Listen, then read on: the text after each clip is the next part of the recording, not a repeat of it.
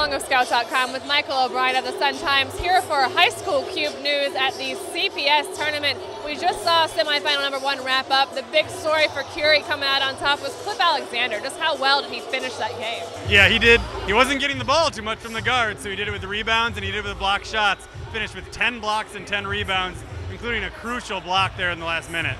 You know that there's a lot of blocks in the game when they have a blocking highlight reel playing of Cliff Alexander before the game's even over. Yeah, he's just a real special talent on that, and they needed every bit of it with the way Hyde Park came at them tonight. Hyde Park guards Marcus Smith and Kendall Ivey were just phenomenal. You know, Marcus Smith was great in transition, and Kendall Ivey was shooting the ball well, and really wasn't afraid to challenge Cliff inside, and was able to take it in and get a bunch of layups. They were right in it to the end, and just a missed layup or two away from pulling out the upset that might have upset most of the city. Everybody wants to see the big one with Cliff against Jaleel Okafor. Yeah, that's very true. A possibility coming up after semifinal number 2 here at the CPS tournament.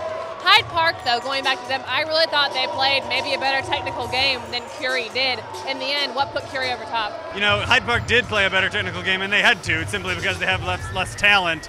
In the end, for Curie, it was Joe Stamps, you know, not just Cliff. Joe Stamps, he shoots the ball and we're all like, oh, give it to Cliff, but then it goes in, you know, 2/3 of the time. So at this point, we have to trust Joe Stamps.